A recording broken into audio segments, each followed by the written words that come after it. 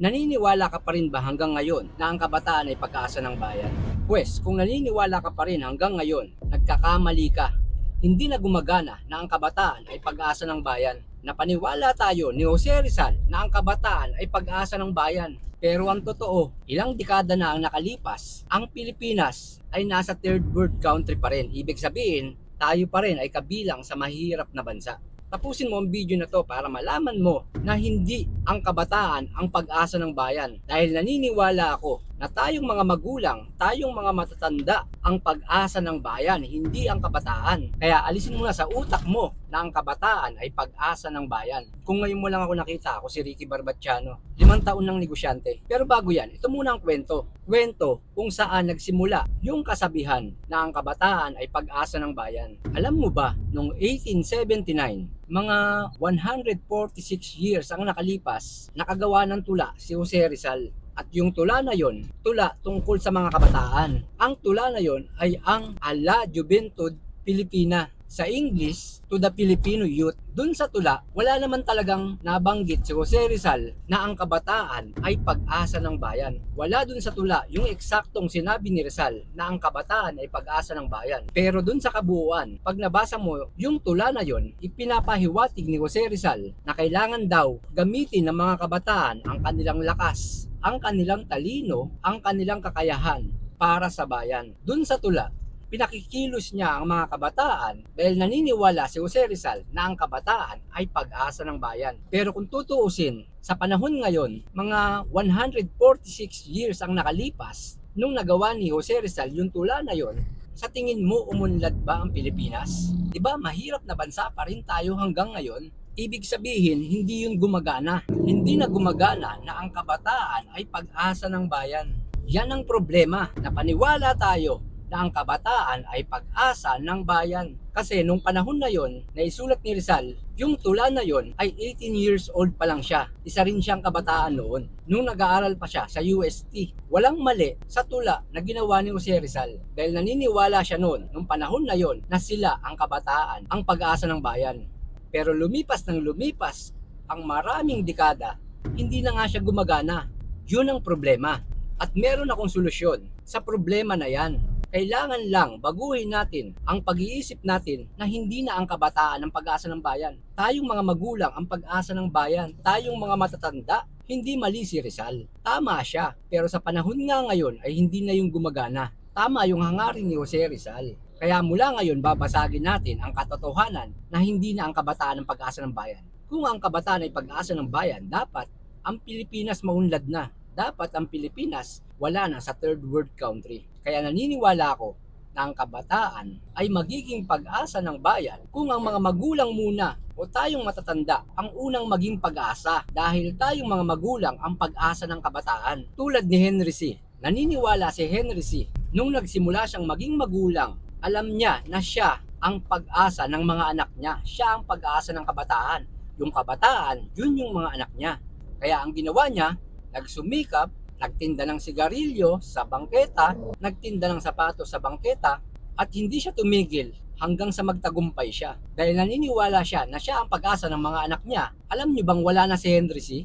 Noong 2019 ay pumanaw na siya. At bago siya pumanaw, bago siya nawala sa mundo, na ipamana niya, na ituro niya yung mga kaalaman niya sa pagninegosyo. Kaya ngayon, ang nagmamayari ng mga negosyo ni Henry C, ng mga BDO, mga SM, at iba pa, ay pagmamayari na ng kanyang mga anak. Ibig sabihin, siya muna yung nakitaan ng pag-asa. Siya muna bilang magulang ang naging matagumpay. Dahil nagtagumpay nga si Henry C, na bilang isang magulang, naging matagumpay din ang kanyang mga anak. At malaki ang tsansang magtagumpay din ang mga apo ni Henry C. Dahil sigurado, yung anak ni Henry C ngayon na nagmamayari ng mga SM, sigurado maituturo din ng mga anak ni Henry C hanggang sa kanyang mga apo. Kaya bilang magulang, tayong mga magulang muna ang dapat na magtagumpay. Tayong mga magulang ang dapat na nakikitaan ng pag-asa. Ang problema, ang nangyayari sa ating mga Pilipino, tayong mga magulang, ipinapasa natin sa mga anak natin yung mga pangarap natin.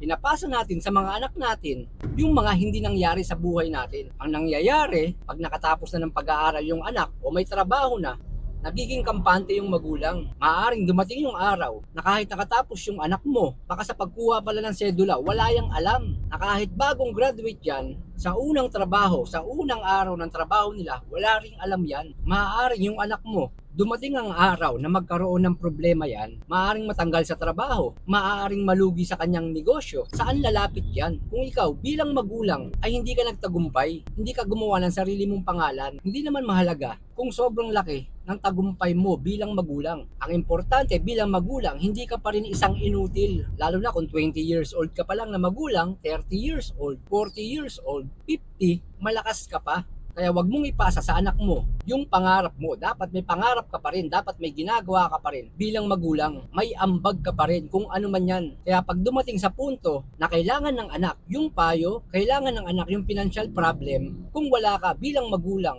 lalapitan ka ba nila? Kaya dapat bilang magulang, ahead pa rin tayo lagi sa mga anak natin. Naka-mindset sa utak mo bilang magulang na pag nagkaroon ng problema yung anak mo, ay ikaw muna ang una nilang lalapitan, hindi yung mga ibang tao na baka mabigyan ng maling payo. Kaya kung ikaw bilang magulang ang nagtagumpay, malamang sa malamang, may maganda kang payo na maibibigay sa mga anak mo. Dahil naniniwala ako na ako muna bilang magulang ang pag-asa ng kabataan, ako ang pag-asa ng mga anak ko. Dahil maliliit pa ang anak ko, gagawa ako ng bagay o solusyon para maibigay ko ang pangangailangan ng mga anak ko. Gagawa ako ng bagay na dapat ako ang pag-asa nila. Ako muna bilang magulang na kailangan kong galingan dahil negosyante ako, kailangan kong galingan sa aking pagninegosyo. Na kahit dumating ang araw na magkaroon ng problema ang anak ko, emotional problem ba yan o financial problem, nandito pa rin ako bilang magulang. Nandito pa rin ako para una nilang lapitan. Dahil kung magtatagumpay ako, malaki rin ang tsansa na magtagumpay din ang aking mga anak. Kaya kung ikaw, isang magulang, hindi ka matagumpay ngayon, mag-isip-isip ka na. Malaki din ang posibilidad na hindi magtagumpay ang anak mo. At kung magtagumpay man yan, tapos ikaw, nag-relax-relax ka na lang,